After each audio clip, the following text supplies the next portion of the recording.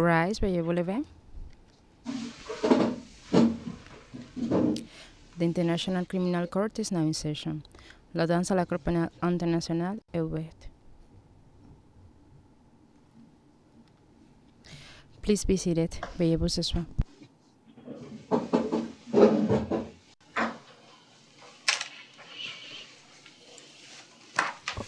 Good morning. Le président, bonjour à tous. Greffière d'audience, voulez-vous appeler l'affaire, s'il vous plaît? La greffière d'audience, situation en République centrafricaine 2, le procureur contre Alfred Rombot Yekatom et Patrice Édouard Ngaïsona, référence de l'affaire ICC 01 14 01 18. Nous sommes en audience publique. Le président, merci. Les équipes vont se présenter en commençant par l'accusation. L'accusation, bonjour. Bonjour Madame le témoin, bonjour messieurs les juges. Louis Rogambadje, Caroline Van Haag, Kweku Van der Peuy et moi-même, Olivia Struyven. Le président, Maître Massida, bonjour. Les victimes des autres crimes sont représentées par les mêmes personnes qu'hier, à l'exception de Evelyne Komerwa, à l'exception, de Elisabeth Rabesandratana. Le président, merci. Maître Souproun,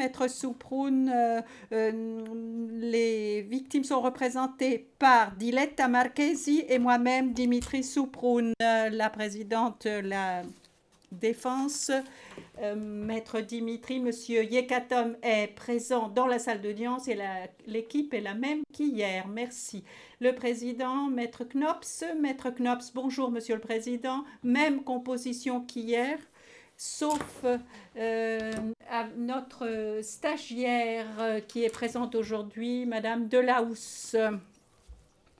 La présidente, bonjour Madame Samba Panza, j'espère que vous avez pu prendre du repos depuis hier. J'ai essayé. Le président. Eh bien, voilà une réponse révélatrice. J'espère que vous ne vous sentirez pas trop mal à l'aise dans les jours à venir. Je vais maintenant donner la parole à l'accusation, Madame Struyven. Monsieur Struyven, Madame Struyven, pardon. Une petite remarque que j'ai l'intention de terminer d'ici l'heure du déjeuner. Le président. Nous devons terminer à 12h30 parce que nous avons un autre rendez-vous. Parce qu'il y a également les victimes. Si vous n'arrivez pas d'ici 12h30, ça n'est pas un problème. On pourra reprendre l'après-midi. Je vous en prie. Madame le témoin, je m'appelle Olivia Struyven. Je ne vous vois pas sur mon écran. Ce n'est pas grave. Nous nous sommes rencontrés brièvement déjà dans le passé. Je m'appelle Olivia Struyven et donc je vais vous poser des questions aujourd'hui de la part du bureau du procureur. J'ai juste une remarque avant de commencer, c'est que je vais donc essayer de faire cet interrogatoire en français et donc il est encore plus important que nous gardons une petite pause entre la question et la réponse. En ce qui concerne le contenu de l'interrogatoire, je vais essayer de ne pas aborder les sujets qui ont été abordés hier par les juges, même si il y a quelques documents sur lesquels je vais vous poser ou je vais vous demander quelques clarifications. Mais donc, de façon générale, je vais vous montrer des documents et je vais vous demander de les commenter. Et je vais commencer tout de suite avec un document, un message de paix qui a été diffusé à la radio, que vous avez dans lequel vous parlez. C'est le transcrit de ce message de paix et il se trouve au document CAR OTP 2087 9201 et c'est dans le classeur de la Chambre à l'onglet 16. Et je voudrais vous montrer d'abord la première page.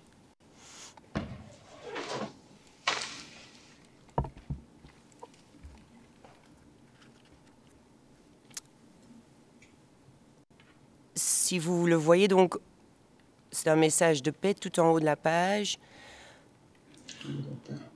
Je ne le vois pas. Et vous dites, c'est en tant que maire de la ville de Bangui que je voudrais m'adresser à vous.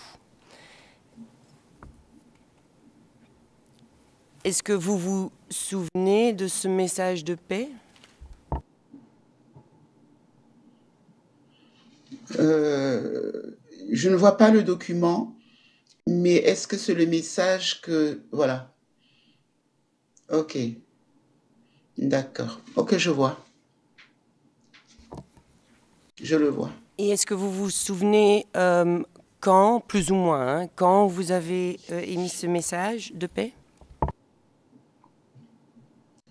Oh, je me rappelle plus exactement, mais c'est quand les, les tueries, les exactions se sont multipliées à Bangui.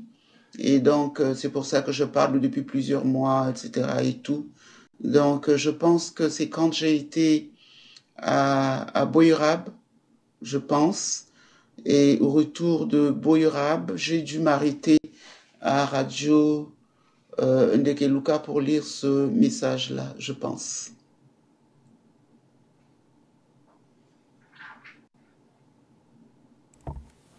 Et quand vous dites que vous étiez à Boïrab, c'était après cette opération de désarmement de la Seleka fin août 2013?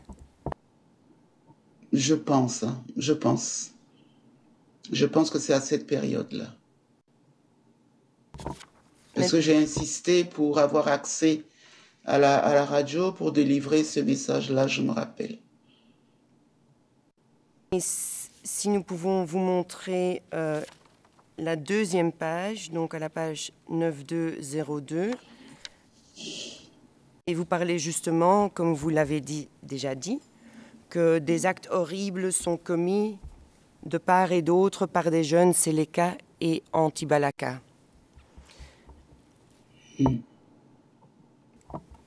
Et donc, ces actes qui sont à ce moment-là donc déjà commis par les jeunes anti-Balaka ou les jeunes Seleka et anti-Balaka, ça c'était le groupe d'anti-Balaka qui était en fait à l'origine des anti-Balaka, n'est-ce pas? Tout à fait. C'est au début de la crise, donc c'est les anti-Balaka fondamentaux, si je peux dire.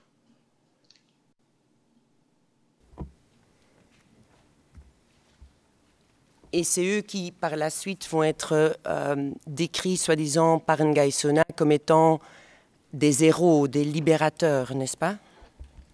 Absolument. Tout à fait.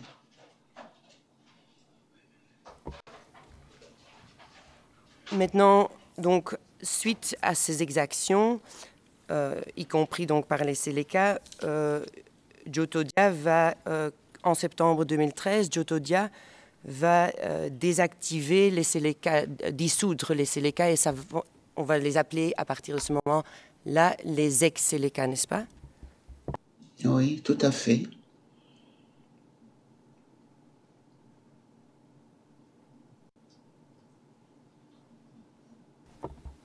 Maintenant, je vais passer à l'attaque du 5 décembre. Est-il correct que vous étiez informé de cette attaque quelques jours avant, et notamment donc des informations de renseignements qui disaient qu'un large groupe de jeunes avait entré à Bangui et ils étaient entrés par le sud, par PK9. Est-ce correct? Tout à fait. Le président, à l'instant. Maître Dimitri, je pense savoir ce que vous vouliez dire, mais enfin, allez-y. Allez-y. J'espère que vous avez raison. Maître Dimitri, cette question est vraiment extrêmement directrice, au maximum. C'était un ancien témoin de l'accusation. J'ai laissé passer parce que ça ne concernait pas M. Yekatom, mais je pense que c'est quand même très directrice. très directif, pardon. Le président, eh bien, je rappelle que ce que le témoin a dit, nous avons nous-mêmes préparé cela et je pense que ça n'est pas totalement correct. Mais enfin, Madame Struyven, s'il vous plaît, reformulez votre question de manière à ce qu'elle ne soit pas directrice. Madame Struyven, veuillez m'excuser, Monsieur le Président, mais il ne s'agit pas d'un témoin de l'accusation, c'est un témoin de la Cour. Et l'accusation pense qu'elle a la possibilité de diriger le témoin, là, Président. Non, je ne le pense pas. Vous pouvez poser vos questions d'une manière qui ne soit pas directive. Donc, je pense que vous avez déjà mené des contre-interrogatoires. Vous savez, Monsieur Van der Poel, si vous me le permettez, Monsieur le Président, dans ce cas-là, alors il ne faudrait pas autoriser les victimes à poser des questions non plus. Le président, je ne suis pas d'accord avec vous. Il faut vraiment que je garde un certain contrôle ici. On pourrait... Monsieur Van der Poel, à moins que la Cour, soit quelqu'un qui interroge avec un préjugé, ce qui n'est pas le cas. Le président, je sais que vous avez reconnu hier que la Cour avait déjà posé quelques 100% des questions et ça n'était pas des questions directrices, Monsieur Van der Poel. Le problème, c'est que nous ne pouvons pas avoir la même position vis-à-vis de ce témoin qui est un témoin de la Cour qu'avec d'autres témoins, mais nous devons avoir la possibilité de poser des questions sans être interrompus. Le président, malgré tout, en l'occurrence, nous prenons la décision au cas par cas, sur une base concrète. Et le témoin a déclaré qu'elle avait été informée à l'avance de l'attaque. Et je pense que dire cela, ça n'est pas correct, ça n'est pas exact. Donc je vous préférerais que vous évitiez de dire cela. Et je pense que c'est bien là ce que voulait dire Maître Dimitri. Donc le témoin n'a pas été informé au sujet d'une attaque au préalable. Madame la témoin, Madame Sanba Panza, vous voyez que cela arrive quelquefois dans la salle d'audience, des allées et venues. Je me souviens d'une ancienne déclaration d'un témoin qui déclarait qu'elle avait même été surprise que cela puisse avoir lieu. Enfin, c'était la question. Madame la témoin, vous avez déclaré que vous n'étiez pas dans le pays le 5 décembre 2013, si je me souviens bien. Mais vous disposiez d'informations selon lesquelles des jeunes se dirigeaient vers Bangui. Est-ce que c'est bien exact? C'est ça, monsieur le juge. C'est bien ça. Vous savez, les rumeurs, ça prend une certaine ampleur et donc à Bangui, les gens savaient qu'on a remarqué des mouvements de jeunes en direction de Bangui à la veille du défilé du 1er décembre. Et donc ces rumeurs-là ont fait de sorte que ce défilé a été annulé. Et donc, et puis moi je suis partie, je pense le 3 décembre sur Paris.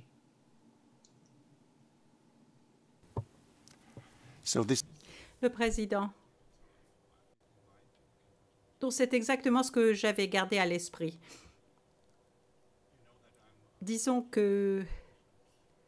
Bon, vous savez que je viens d'un système juridique différent. Et dans ce système, cette distinction entre ces questions, est-ce que les questions peuvent être directrices ou pas directrices, questions ouvertes. Par contre, nous avons une règle qui consiste à laisser les témoins parler, c'est-à-dire les laisser aller aussi loin que possible avec des questions ouvertes, les laisser dire ce qu'ils souhaitent dire. Je sais que c'est différent ici, je ne voudrais pas attirer trop l'attention sur ce point.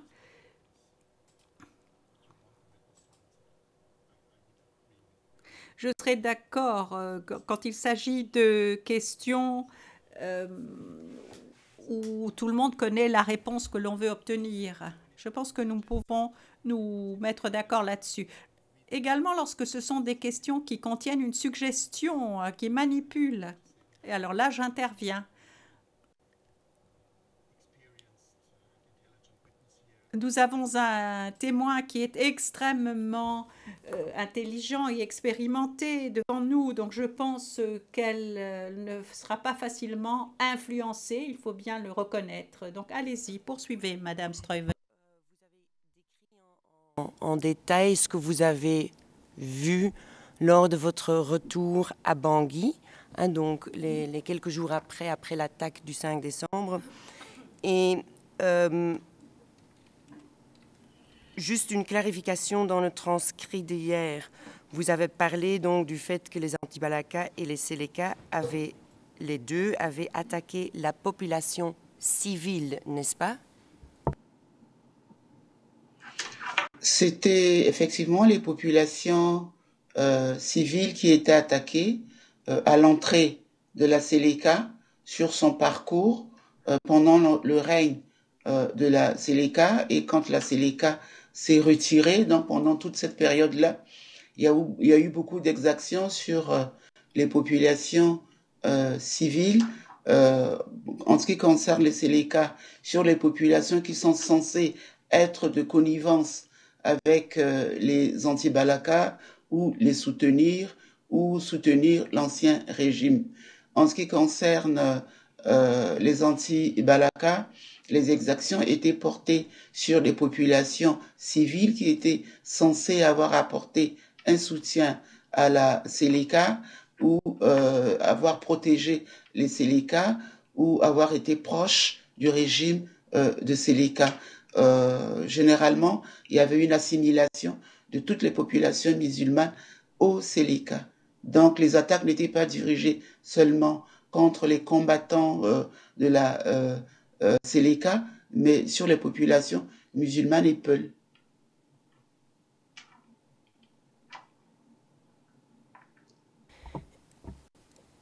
Et donc, je vais répéter ma question que j'avais par rapport à l'autre document. Ces crimes contre cette population musulmane va aussi être commis par les anti-Balaka qui sont à l'origine du mouvement, n'est-ce pas? C'est eux qui ont commencé par les attaques sur les populations. Ils se sont organisés pour attaquer les Séléka, mais à travers les Séléka, les populations musulmanes de certains quartiers ou de certaines zones ont été également attaquées.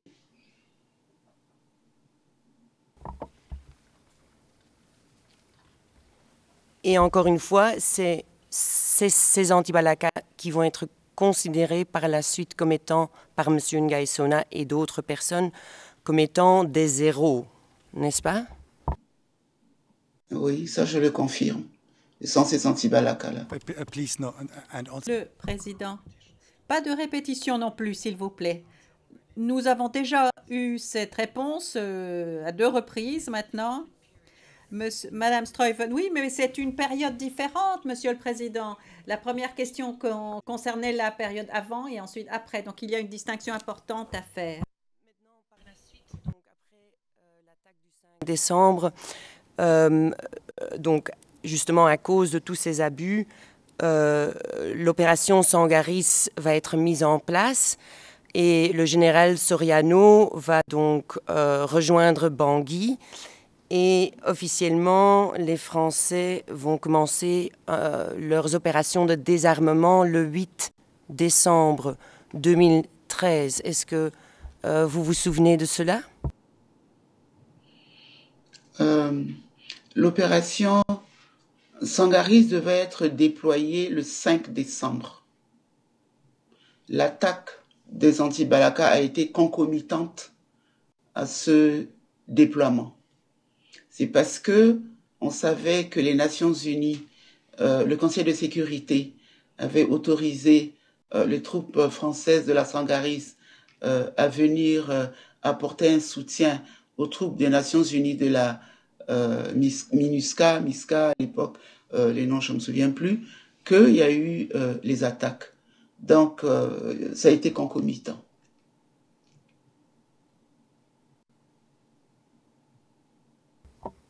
Et êtes-vous d'accord que donc une des priorités justement de cette armée française va être de désarmer tout le monde, donc tous les groupes confondus?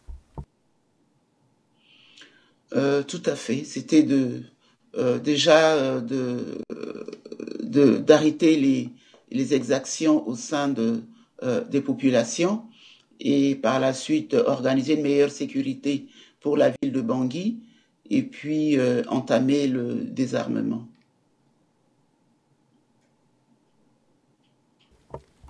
Maintenant, je saute vers la démission de M. Djotodia.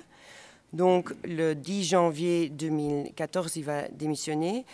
Est-ce qu'il est correct de dire que, au moment de sa démission, il y a une partie des Séléka qui va fuir, qui va aussi fuir, donc il va quitter Bangui, et une autre partie des Séléka va être cantonnée?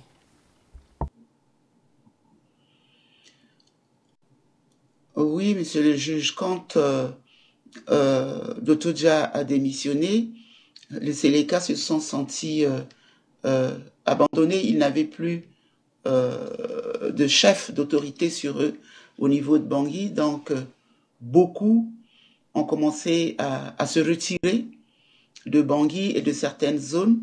Mais en se retirant, ils ont commis beaucoup d'exactions sur les populations censées être favorables aux anti-Balaka.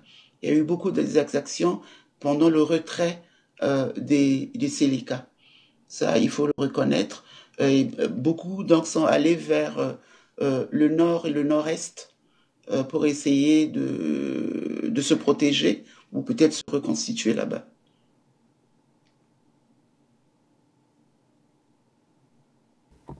Et est-ce qu'on peut dire aussi que ce retrait des Séléka a, d'une certaine façon aussi, vulnérabilisé la population musulmane civile?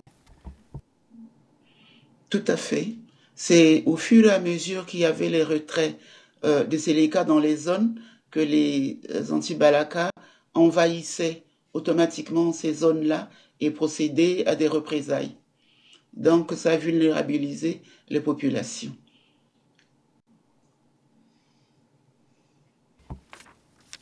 Maintenant, hier, vous avez parlé de votre première réunion avec les responsables des anti-Balaka, juste après votre inauguration le 23 janvier 2014. Je ne vais pas reprendre tout ce que vous avez dit, mais j'ai une question particulière, notamment sur ce qui a été dit lors de cette réunion. Maintenant, la réunion, on a vu dans le compte-rendu, la réunion a eu lieu le 25 janvier 2014. Cela faisait juste 9 jours à ce moment-là que Nguy Sona était rentré sur Bangui. Parce que Nguy Sona était au Cameroun et il est rentré sur Bangui.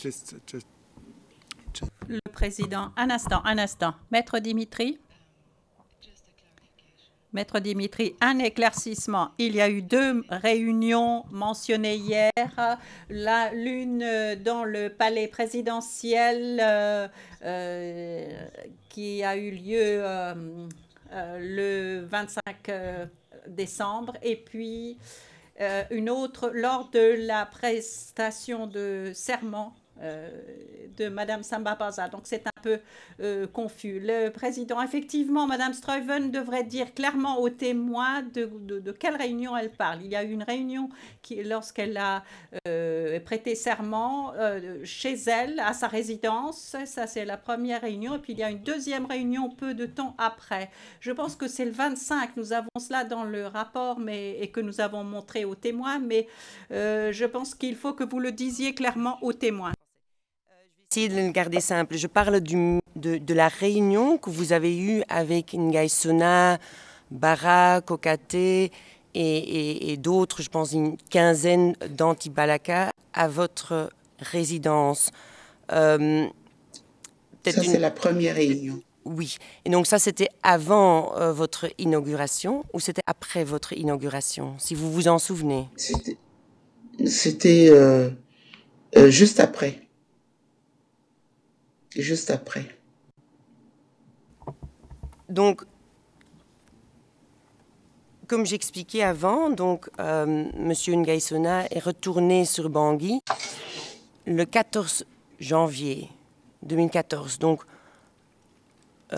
genre 10 jours avant cette réunion que vous aviez eue avec lui.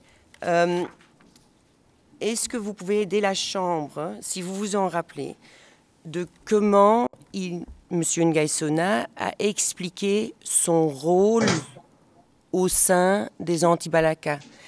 Qu'est-ce qu'il disait était son lien avec les anti-Balaka, si vous vous en souvenez?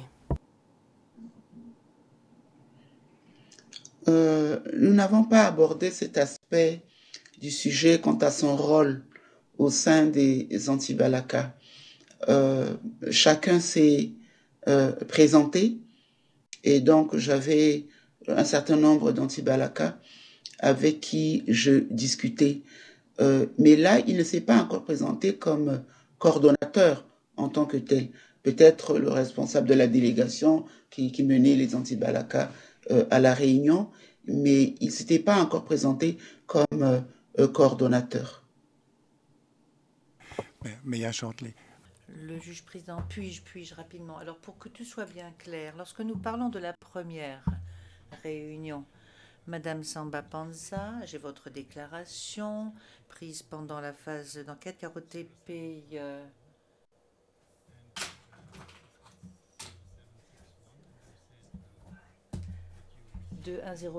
2107-0754 à la page 0761. Et là, vous dites que vous les avez reçus quand j'ai été élu, en français dans le texte, donc chez vous. Donc nous avions compris que... Donc voilà, il faut bien dissocier ces deux choses. Mais pas de problème pour ce qui est de vos questions, mais je veux juste le dire de façon très claire. Et puis la deuxième réunion, c'est après la cérémonie d'investiture.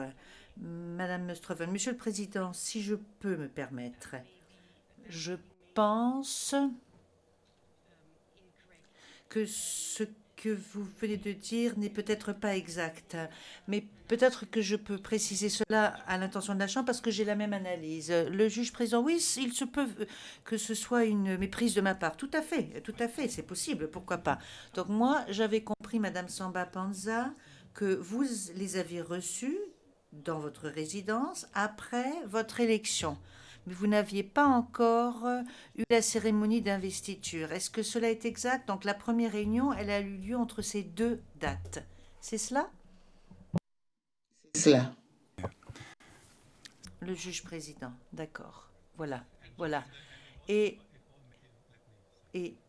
laissez-moi vous dire que cela est logique parce que lorsque Madame Panza n'avait pas eu sa cérémonie d'investiture, oui, cela a un certain sens de rencontrer les gens dans sa résidence. Et puis après, elle a rencontré tous les groupes, y compris les Seleka le 24 et le 25 janvier.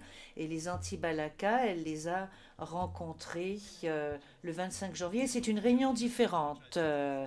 Et nous avons cela dans le rapport. Madame Streven, et toutes mes excuses, le juge président, pas besoin de vous excuser, parce que de toute façon, ces dates sont très proches l'une de l'autre. Bien entendu, lorsque nous demandons à la témoin ce qui a été dit pendant la réunion, la maître Dimitri a raison, il faut préciser de quelle réunion il s'agit. Dans cette période-là, est-ce qu'il y a eu un moment où Nguy Sona, qui va vous demander des positions dans le gouvernement, est-ce qu'il y a un moment où Nguy Sona va essayer de légitimiser cette demande de position dans le gouvernement? Est-ce qu'il va expliquer pourquoi? Le juge président, excusez-moi, attendez. Maître Proulx, excusez-moi de vous avoir interrompu, mais hier, elle a dit très clairement que c'était elle qui avait demandé que des suggestions soient présentées. Le juge président, j'aimerais dire autre chose. La question a déjà été posée, une réponse a été obtenue. Moi, hier, je lui ai posé une question et Madame Samba Panza a dit très clairement qu'elle avait demandé au groupe quelle fonction il voulait. Et M. Ngaïsona a présenté certains desiderata et je lui ai également demandé si elle avait répondu et satisfait à ses demandes et pourquoi elle ne l'avait pas fait si elle ne l'avait pas fait. Donc cela a déjà été posé comme question. Donc je ne souhaite pas que cela soit réitéré. Oui. Really, Le juge président, oui. Vous savez, cela a duré un certain temps. Nous en avons parlé, nous avons abordé les différents aspects et c'est la raison pour laquelle, hier, je vous avais dit, s'il vous plaît, entre la fin de l'audience hier et le début de l'audience d'aujourd'hui, réfléchissez à ce que vous allez poser comme question. Donc, c'est absolument clair. Des documents ont été montrés. Je vous ai montré des documents. Il y avait différents témoins qui avaient abordé les différents desiderata des Antilles Balaka, les différentes fonctions. Nous l'avons fait hier et nous ne voulons pas reprendre toutes ces questions. Et le temps de la témoin, ne l'oublions pas, est quand même précieux également. Yes, Mr. President. Madame Straven, oui, Monsieur le Président. Il y a une différence entre les fonctions qui ont été demandées et pourquoi elles ont été demandées, ces fonctions. Donc, si quelqu'un, par exemple, a demandé une fonction précise, est-ce que cette personne a fourni des explications au sujet de cette fonction? Le juge président, ça, c'est une nouvelle question. Mais vous avez commencé avec quelque chose qui avait déjà été discuté. Vous pouvez demander à Madame Samba Panza si on lui a expliqué pourquoi telle fonction était demandée. Mais alors, posez directement à la question et ne répétez pas tout ce qui a déjà été dit hier. Ça, c'est un nouvel aspect, je vous l'accorde, et cela n'a pas été abordé hier. Absolument. Madame la Présidente, la question est donc la suivante. Est-ce que Ngaïsona, à ce meeting ou après, vous a expliqué pourquoi il méritait une position dans le gouvernement? Comme je l'ai dit hier, dans le cadre du gouvernement d'union nationale qu'on devait mettre en place, il fallait impliquer toutes les parties prenantes au conflit de la République centrafricaine.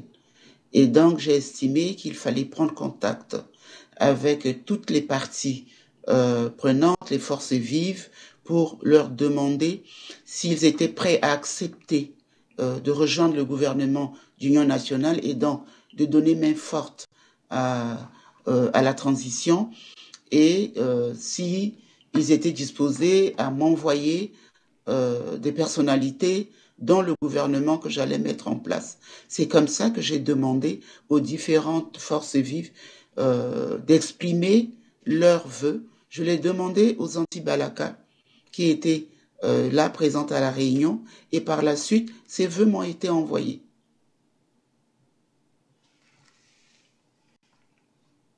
Well, Le juge président. Alors, c'est toujours prouvé que le juge président a raison lorsqu'il dit que la question a été posée et qu'on y a répondu. Lorsque la témoin commence par dire « comme je vous l'ai déjà dit ».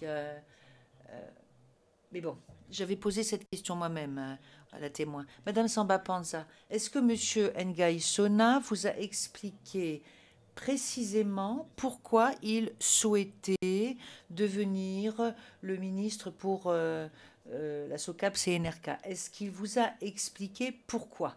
Est-ce que cela a fait l'objet d'une discussion? Monsieur le juge, Monsieur Ngaïsona ne m'a pas expliqué pourquoi. Voilà ce qu'il voulait, il me l'a exprimé, c'est ce qu'il souhaitait. Et moi, comme je ne pouvais pas répondre à ses vœux, je lui ai expliqué pourquoi je ne pouvais pas y répondre. Mais il ne m'a pas dit pourquoi il voulait tel ou tel poste spécialement. Thank you. Le juge président, merci. passer à un autre sujet, madame, s'il vous plaît. Madame le témoin, une dernière question, pas sur ce sujet-là, mais sur la liste et les noms qui figuraient. Hier, le juge vous a montré une liste. Et parmi les noms sur la liste, il y avait aussi le nom de Bernard Mocom, si vous vous en souvenez.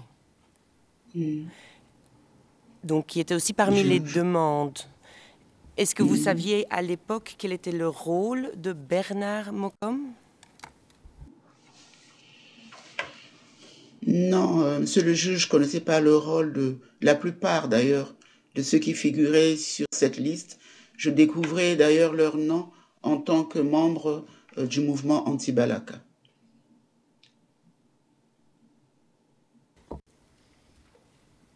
Parfait.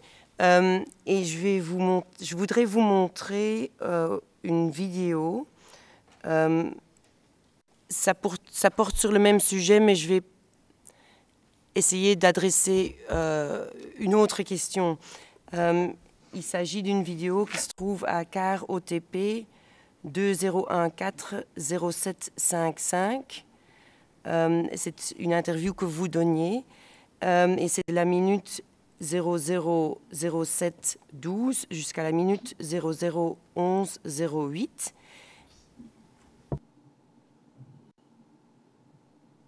Et le transcrit se trouve à CAR OTP 2122-7370 et c'est les lignes 71 jusqu'à 113. What tab is it? I want to have. Le juge président, quel intercalaire? Je voudrais voir d'abord. La chambre et l'onglet 38 aussi de la chambre.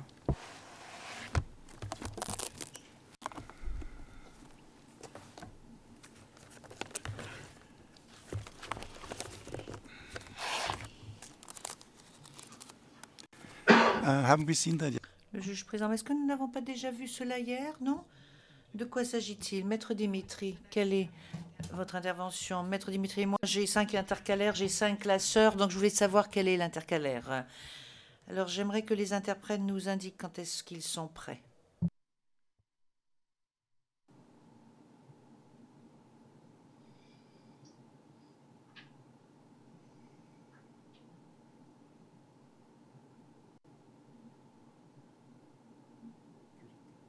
Ensuite, il y a eu un autre phénomène. Les anti-Balaka qui sont venus et qui sont intervenus le 5 décembre étaient un groupe limité de personnes. Depuis, ils ont connu le même phénomène qu'avec les Séléka. Une intrusion de bandits, de voyous, de jeunes, d'inactifs, etc., qui ont regagné les rangs des anti-Balaka. Dès que j'ai été élu, une semaine après, j'ai rencontré 20 anti-Balaka chez moi. Les responsables, Ngaïsona, Kokate, Bara, Sylvestre, Konaté, tout ce que vous voulez. En fait, tous ces gens-là, je les ai rencontrés. Parce que quand je suis arrivé à la tête de l'État, j'ai tenu un langage d'ouverture. J'ai voulu le dialogue. J'ai lancé des appels. Vous avez tous entendu, mes enfants anti-Balaka, mes enfants Séléka, déposer les armes, reconstruisant notre pays ensemble. C'est le langage que j'ai tenu. Seulement, il a commencé à avoir des pressions politiques pour obtenir un certain nombre de postes ou ministériels, ou à la tête de sociétés d'État, ou à la primature, ou à l'Assemblée nationale. Les négociations commençaient à être difficiles à être tenues. Je n'ai pas pu octroyer à tout le monde ce que les gens demandaient. Les problèmes ont commencé là. Les problèmes ont commencé là. Les anti-Balaka ont estimé qu'ils n'ont pas été suffisamment impliqués dans la gestion de la chose publique. Qu'est-ce qui s'était passé quand on s'est réunis à 20 et qu'ensuite il y a eu d'autres rencontres? Je leur ai demandé de me donner des noms que je pouvais prendre au sein du gouvernement, à la condition que ces noms correspondent aux critères que moi j'ai définis et sur la base desquels j'ai été élu. Compétence, intégrité, etc. et tout.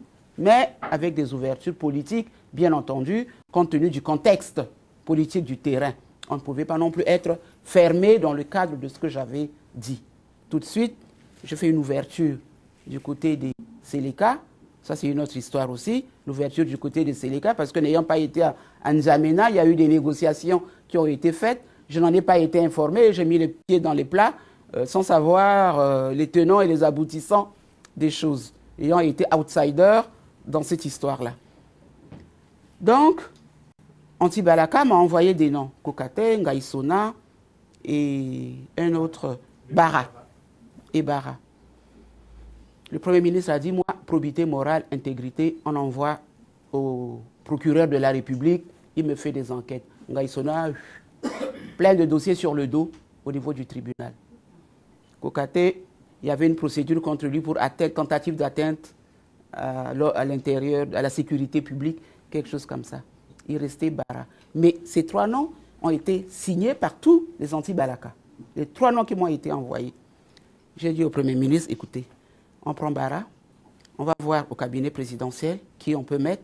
Vous allez voir dans votre cabinet de la primature qui on peut mettre. Parce que au gouvernement, ça va être trop gros de prendre des gens avec des dossiers aussi lourds. Ça allait être trop gros. On a pris Bara. Dès que le gouvernement a été diffusé, ah non, il n'y a pas d'anti-Balaka, Bara, nous, on ne le connaît pas. Comment vous ne connaissez pas Bara? C'est vous qui m'avez donné le nom de Bara signé de votre main. Ah non, non.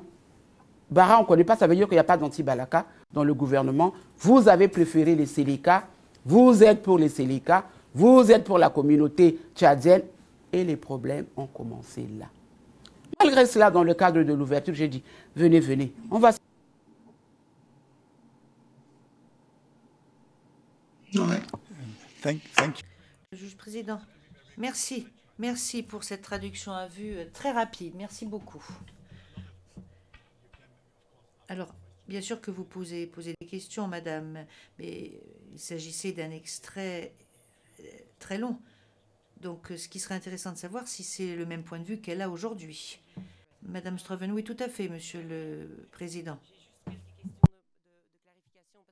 Effectivement, vous en avez parlé déjà hier en détail. Premièrement, donc, est-ce que vous rappelez de cette interview que vous avez eue, je pense, avec Cynthia Demafoot? Oui, tout à fait, je m'en souviens, c'était à Paris.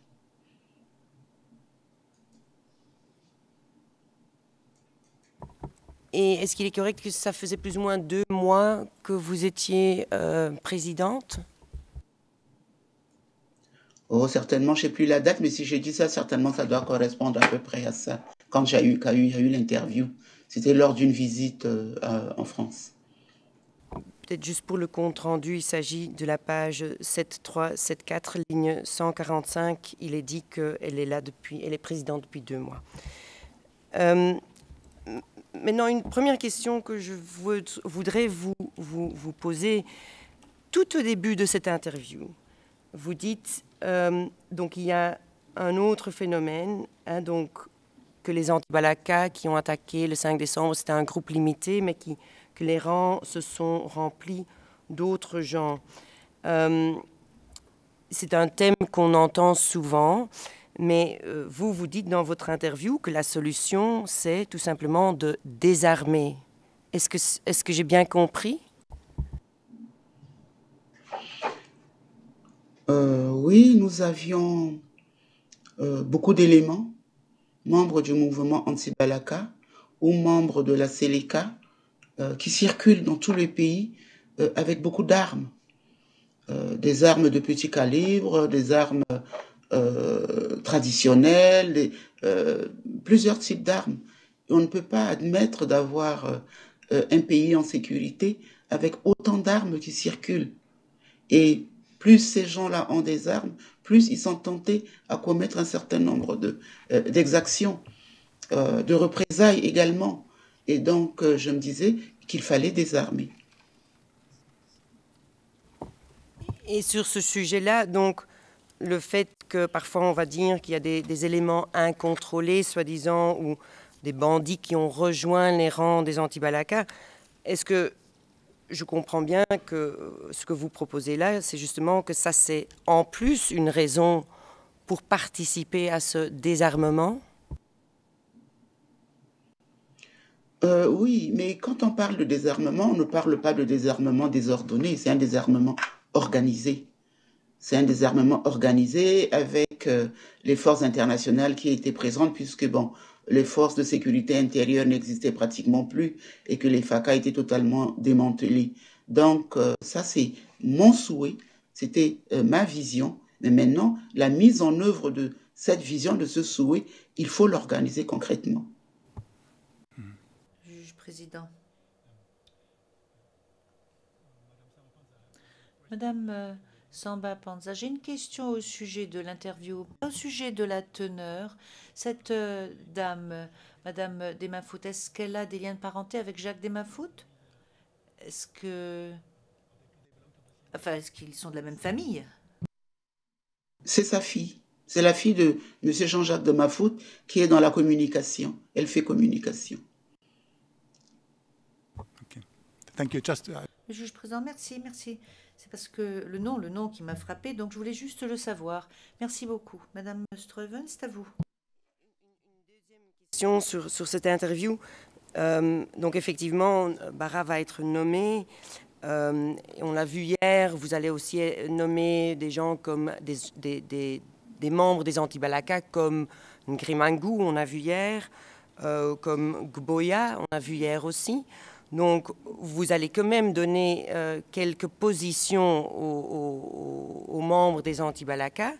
Et pourtant, vous dites, vu que vous n'avez pas donné une position spécifique à Ngaïsona, les problèmes vont commencer. Vous le dites 2 fois. Que voulez-vous dire par rapport à cela?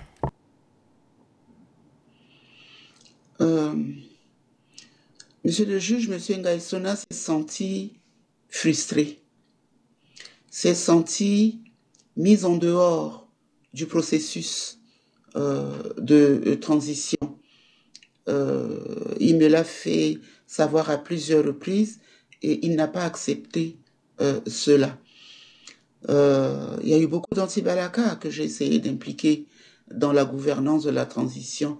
Même M. Kokate a été nommé à la primature comme conseiller du Premier ministre. On en a eu d'autres.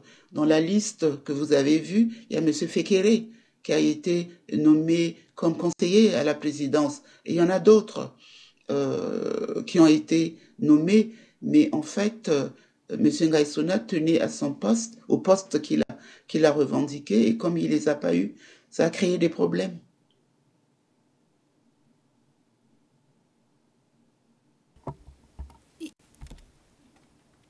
Et quand vous dites ça a créé des problèmes, est-ce que je peux comprendre que par la suite, il a en fait utilisé ou instrumentalisé les anti-Balaka pour créer des problèmes? Non seulement il y a...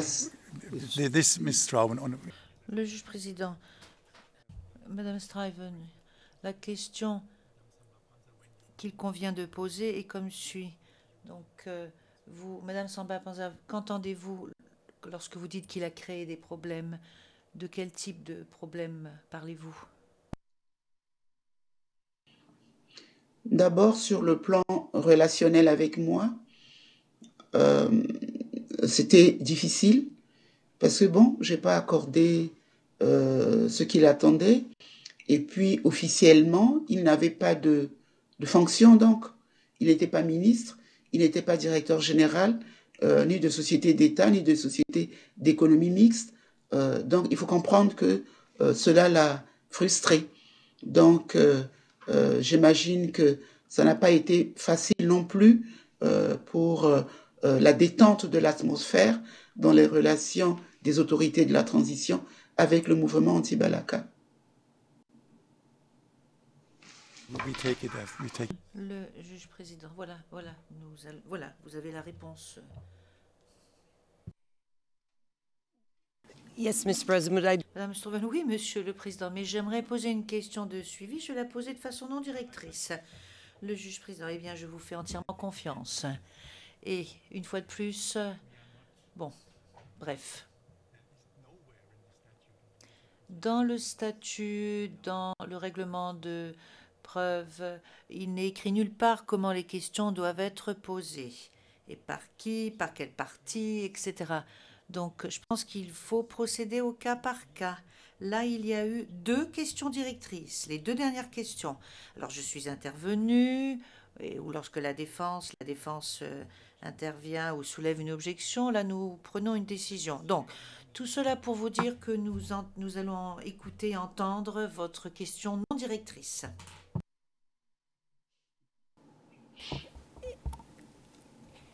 Est-ce qu'il y a eu un moment en 2014 que, oui ou non, les anti-Balaka ont causé des problèmes? Je ne suis pas sûre si la... Donc, vous avez parlé... Je n'ai pas compris. That is J'ai pas indeed bien that is difficult. Le juge président, c'est difficile de comprendre cette question, je l'admets. Donc,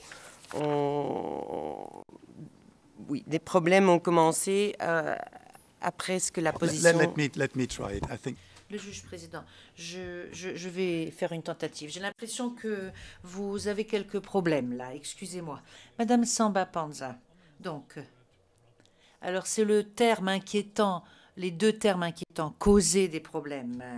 Est-ce que ces problèmes ont été causés par M. Ngaïsona personnellement, ou par les anti-Balaka, ou par les 2?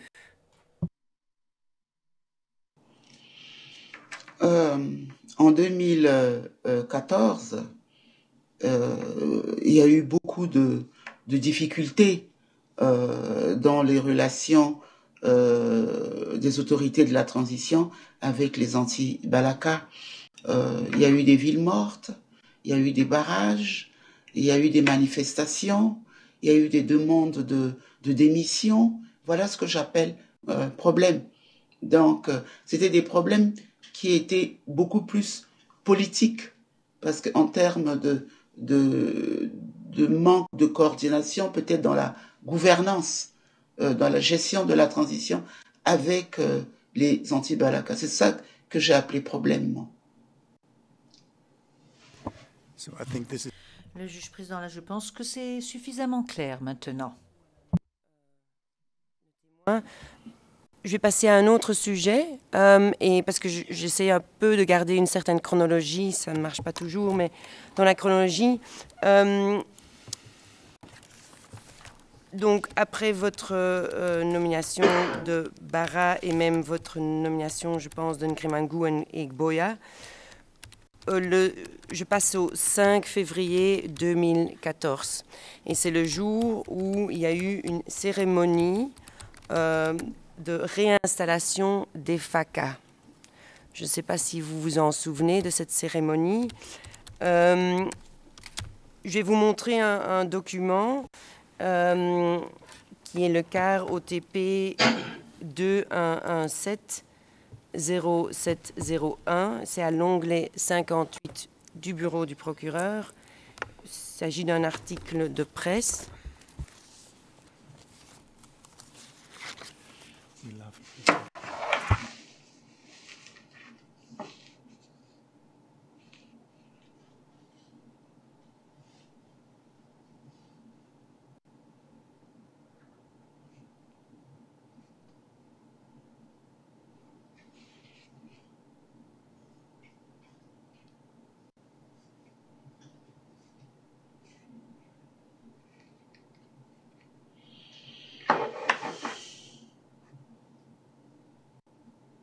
Donc, et au paragraphe, le premier paragraphe, et j'ai la photo en couleur, mais on voit aussi une photo, mais ça dit que devant des dizaines de témoins, des militaires centrafricains ont lynché à mort mercredi un homme suspecté d'être un rebelle à l'issue d'une cérémonie officielle où la présidente Catherine Samba-Panza avait célébré la renaissance d'une armée nationale.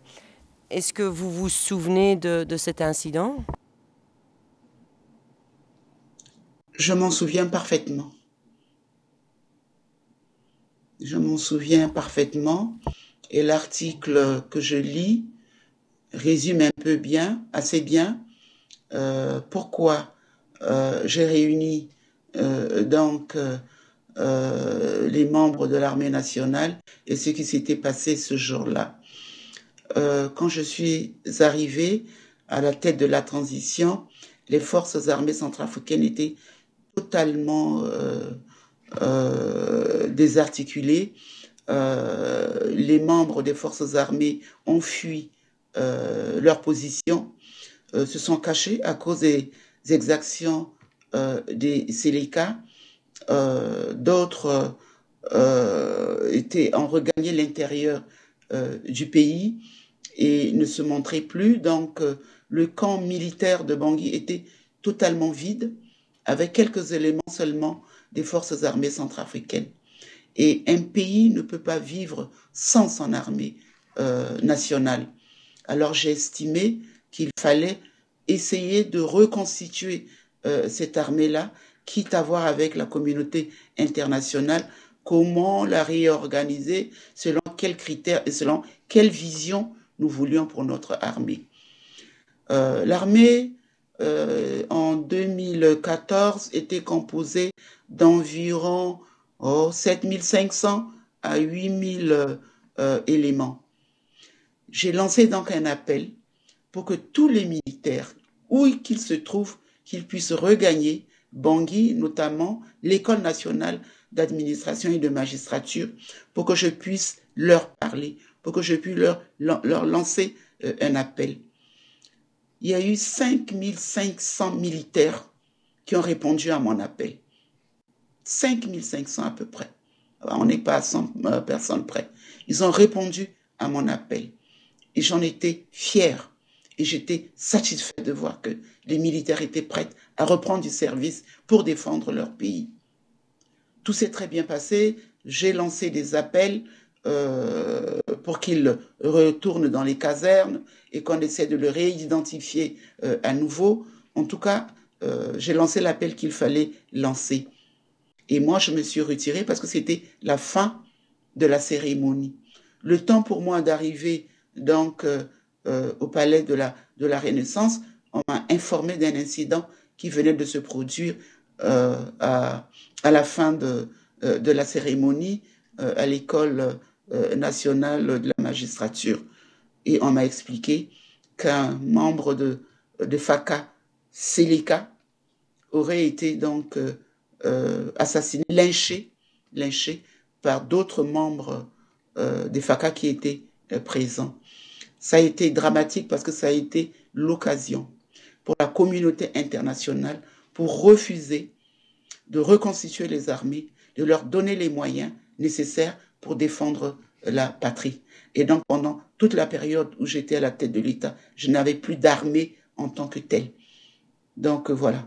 Ça a influencé vraiment le cours des choses en ce qui concerne les forces de défense pour les forces armées centrafricaines.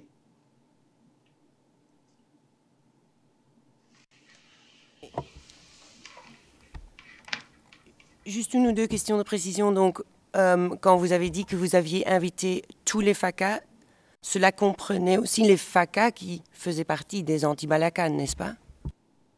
Moi, c'est FACA, tout simplement. Je n'étais pas censé savoir si c'était anti-Balaka ou pas. J'ai lancé un appel aux FACA et j'ai eu une réponse de 5500 FACA avec liste à l'appui. Et deuxième question, aviez-vous su à l'époque pourquoi cet élément qui était soi-disant appartenant au Séléka, pourquoi cette personne avait été lynchée? On l'accusait de traîtrise.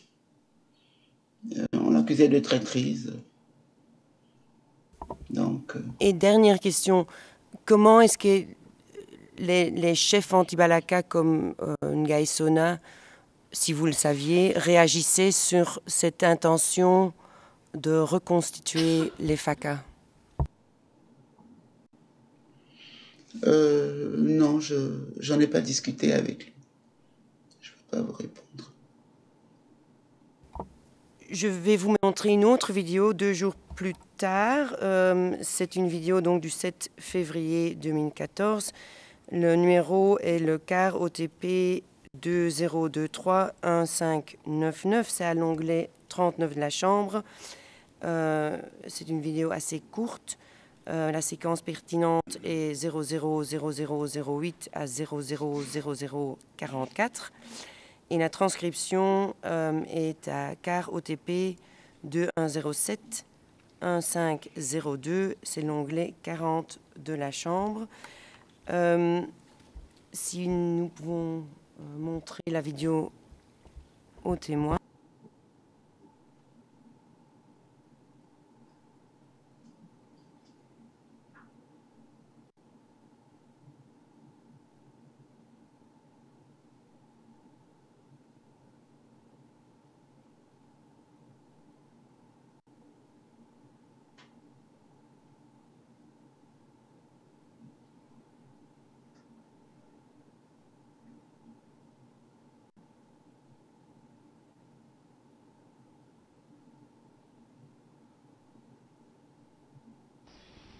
Cette réunion a pour but une large connaissance sur le fonctionnement de ce mouvement, sa revendication ainsi que son ambition. Les leaders des anti-Balaka ont, au cours de cette réunion, déploré la non-participation de l'un d'entre eux dans le gouvernement nouvellement formé. Selon l'un des leaders, M. Richard Béjoine, au sortir de la réunion, ils ont obtenu gain de cause car ils seront intégrés dans l'état-major des forces armées centrafricaines promis par le chef de l'État, Catherine Samba-Panza.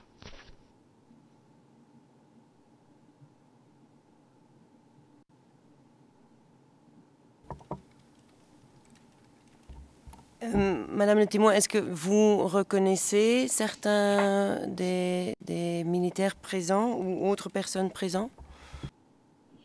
Oui, il y a des têtes que j'ai vues, que je reconnais. De mon côté et puis de certains aussi. Il y a des têtes que j'ai vues, que je reconnais.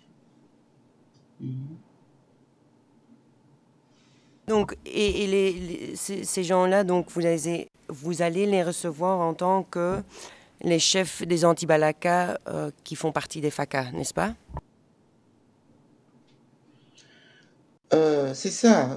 Il y avait beaucoup de revendications. Vous avez vu une liste où on me demandait de prendre M. Ngremangu, M. Mboya, etc. et tout, donc dans la hiérarchie militaire, dans le commandement de la hiérarchie militaire. Et donc, ça s'est fait.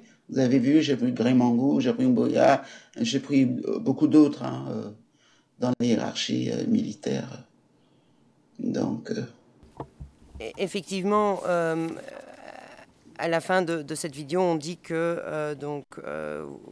ils seront intégrés dans l'état-major des forces armées. Donc, est-ce que je peux comprendre que vous essayez quand même d'une façon assez raisonnable de discuter avec les anti-Balaka, de donner certaines positions, de tendre votre main vers eux? Constamment, je tendais la main vers les anti-Balaka. Constamment. Quand ils demandaient à être reçus, je les recevais. Constamment. Il m'est même arrivé, bien après le mois de janvier, etc., quand il y avait des anti-Balaka qui voulaient me voir, je les recevais à mon domicile. Je le recevais. Je recevais Ngaïsona à mon domicile. Je recevais Wenezu à mon domicile. Des fois même les dimanches, quand il y avait urgence, que la situation l'exigeait, de manière informelle.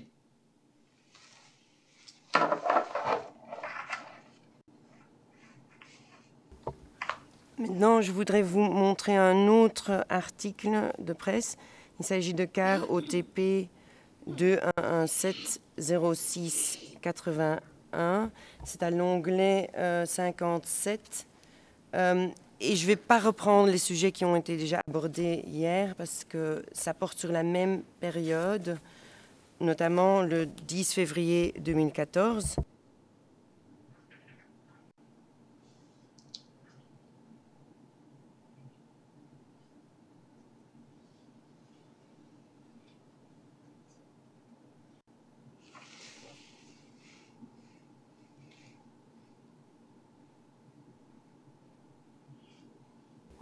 Donc, on est ici au moment où il y a eu cette histoire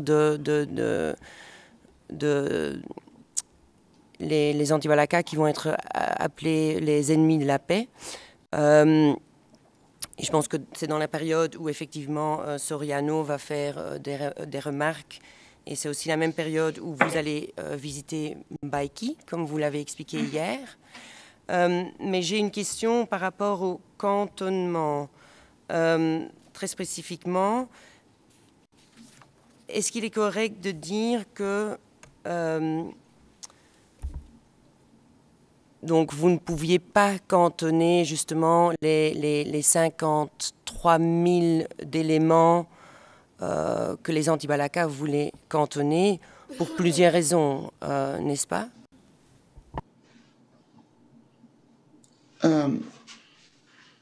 Déjà, le regroupement et le cantonnement des membres des mouvements armés doit répondre à un certain nombre de critères et doit se dérouler dans un cadre global, organisé.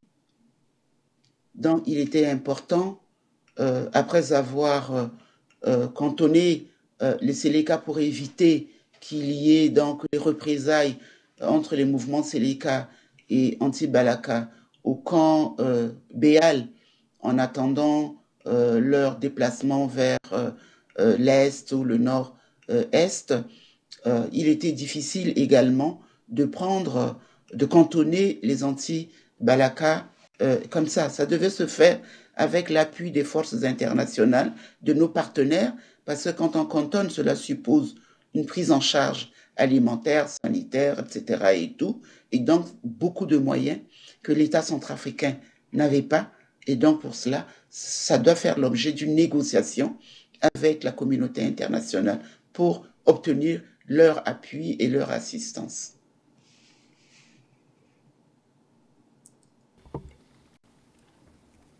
Effectivement, et je pense que vous l'avez déjà expliqué hier, mais si je peux vous montrer une chose à la page suivante, donc à la page 06 82, on parle de Nguy Sona, donc là où ça commence avec selon M. Nguy Sona. En plus bas, oui, selon M. Nguy Sona, les milices seraient environ 70 000.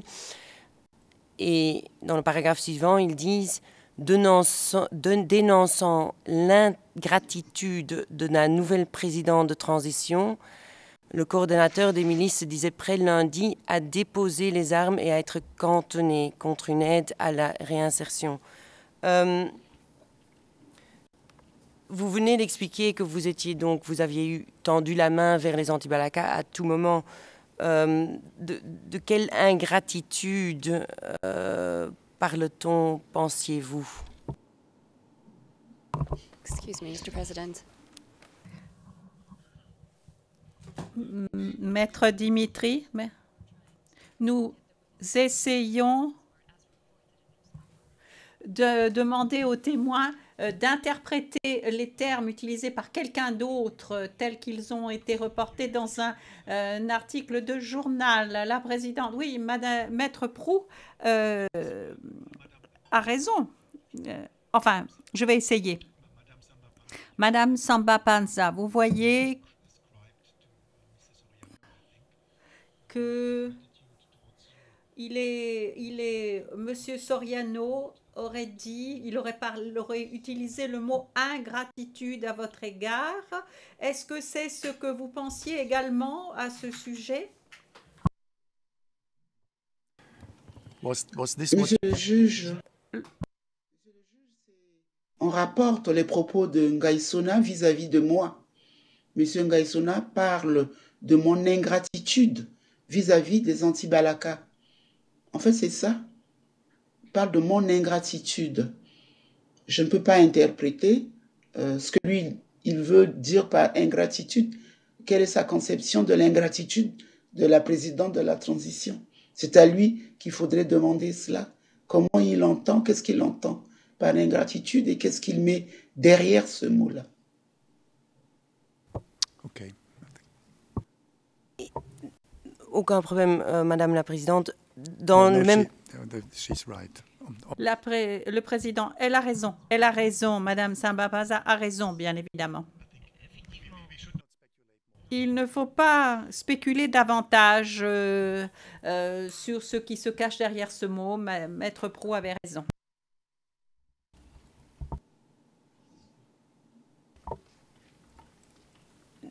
Est-ce que M. Ngaïsona lui-même vous a exprimé que lui, il considérait que vous étiez ingrat? Donc, est-ce que ce thème a été utilisé directement par M. Ngaïsona envers vous, si vous vous en souvenez? Non, pas en tant que tel, mais il me manifestait son mécontentement de n'avoir pas été nommé au poste qu'il a souhaité. Il me le manifestait. Et une dernière question sur ce document. Dans le même paragraphe, il dit le coordonnateur, donc M. Ngaïsona, se disait prêt lundi à déposer les armes. Est-ce qu'effectivement, dans cette période, Ngaïsona a déposé les armes? Oh, c'est ce que j'appelle des effets d'annonce. Il l'a dit, mais il l'a pas fait.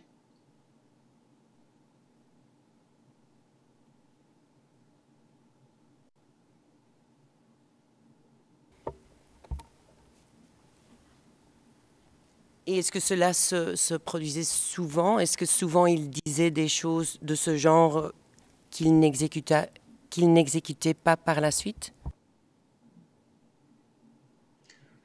Oh, vous savez, on a souvent des déclarations à l'époque des anti-Balaka, des notes, des lettres, des propositions de solutions qui étaient envoyées pour la paix, pour la réconciliation. On avait de nombreux écrits et de nombreuses déclarations des anti-Balaka dans ce sens-là.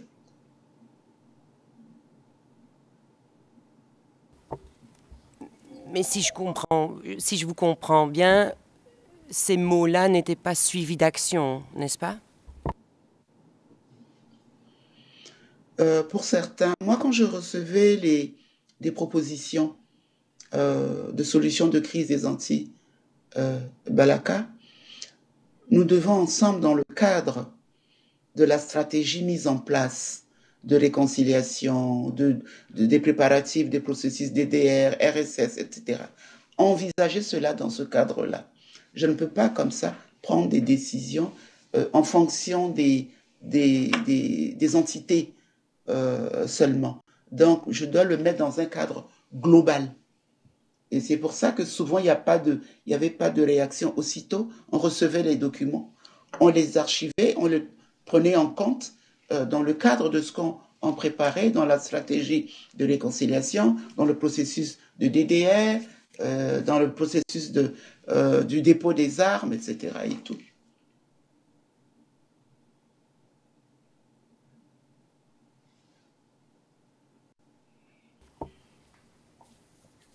Effectivement, en parlant des armes, je voudrais vous montrer un autre document. Il s'agit de CAR OTP 2057 0963. Please always the tab. Le président, donnez-nous toujours l'onglet, s'il vous plaît.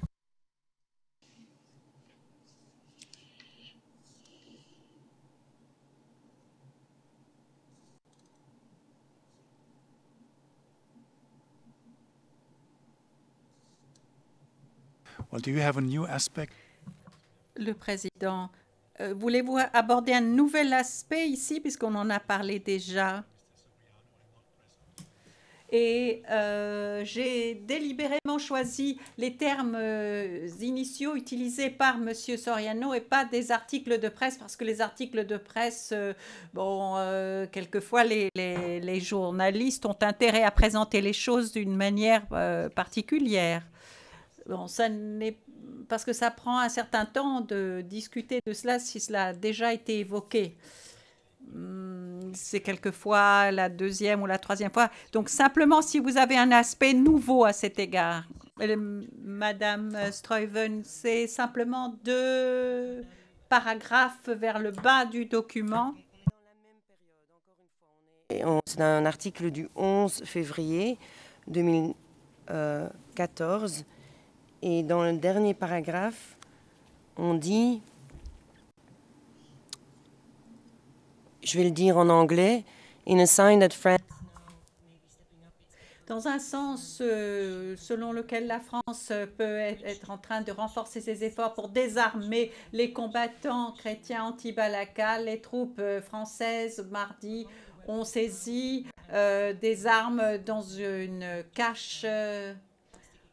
Parmi les armes se trouvaient des mines anti-tank, des explosifs plastiques et d'autres munitions. Le président, c'est effectivement un aspect nouveau. Je vous laisse lire d'abord, mais est-ce que vous vous souvenez à l'époque de justement que des armes ont été saisies par force, en fait, de force des anti-Balaka, y compris des armes lourdes? Je n'en ai pas une souvenance précise, je ne peux pas vous dire. Il y avait des saisies d'armes, c'est vrai, qui étaient régulièrement opérées par les troupes internationales, mais je ne peux pas vous confirmer cela.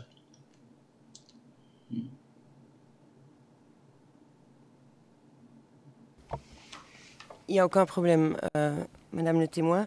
Je vais passer à un document, encore une fois, quelques jours après.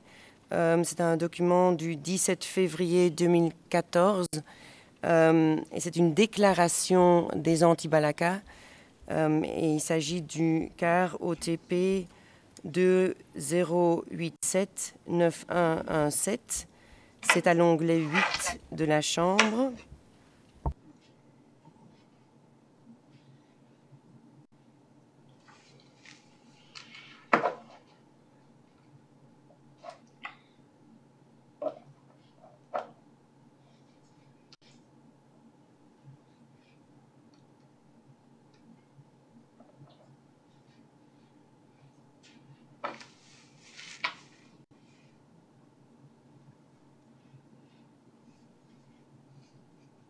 But that's not the page you want to go to. Le président, ce n'est pas la bonne page.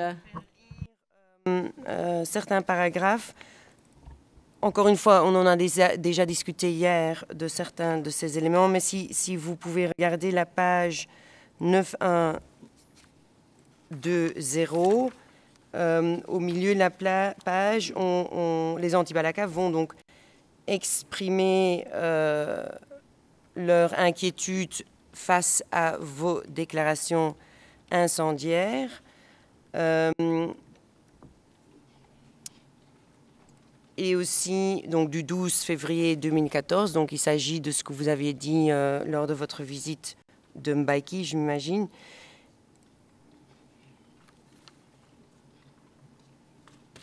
Et ils vont déplorer les arrestations arbitraires des éléments anti-Balaka, ce qu'on voit dans le paragraphe.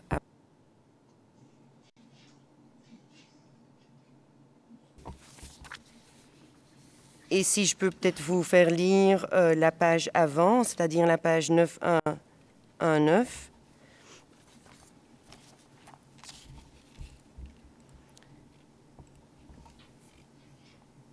D'un autre côté, ils vont quand même admettre qu'il y a eu, si vous descendez la page, oui, stop, un peu plus haut.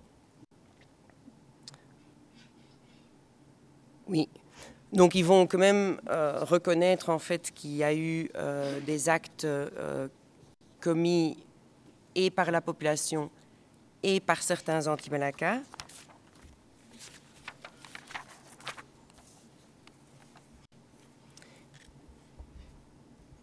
Et donc, le président, il faut qu'il y ait une question à un moment ou à un autre. Nous avons une témoin très intelligente ici, mais si vous lui présentez 4 paragraphes, il va être difficile pour elle de s'y retrouver. Madame Struyven, c'est difficile pour elle de répondre si elle n'a pas vu l'ensemble du document. Le président, essayez sans. Sinon, nous allons faire une pause et nous lui donnerons la possibilité de lire l'ensemble du document. On va essayer ça. Est-ce que Donc, ce que j'essaye de dire, c'est que d'un côté, ils vont admettre, les anti-Balaka vont admettre que des crimes sont commis. D'un autre côté, ils vont rapprocher, ou ils vont exprimer comment dire, ou ils vont déplorer les commentaires ou les actions de la MISCA, alors que, comme on vient de voir, ils avaient quand même des armes dans leur position. Comment expliquer cela, si vous pouvez nous aider avec ça? Mr. President, it's about an interpretation. Maître Knops, il s'agit de l'interprétation d'un document, le président. Madame Samba Panza, un instant.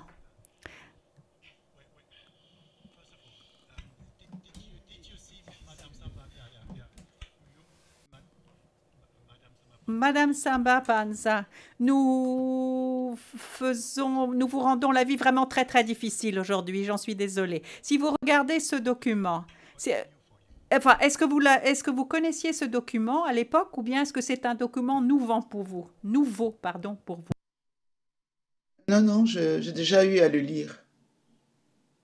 J'ai déjà lu ce document. J'ai déjà lu ce document et c'est les mêmes refrains qui reviennent. Les anti-Balaka sont des patriotes. Bon, nous déplorons qu'il y ait en notre sein des groupes qui rejoignent ce mouvement et qui commettent des exactions. Mais de notre côté, les autorités de la transition ne sont pas ouverts à nos propositions, ne sont pas ouverts au dialogue, à nos propositions de paix. Quelle réponse voulez-vous que je donne ça? C'est leur position. Ils sont dans leur rôle. Les anti-Balaka sont dans leur rôle. Donc, c'est normal qu'ils fassent ce genre de déclaration et qu'ils fassent aussi des propositions. C'est bien aussi qu'ils fassent des propositions comme ils l'ont fait. I think that's enough. Le président, voilà. Ça suffit en ce qui concerne l'interprétation de ce document. Passons à autre chose. Je pense que nous pouvons faire la pause jusqu'à 11h30. Merci, Madame Samba Panza. Merci.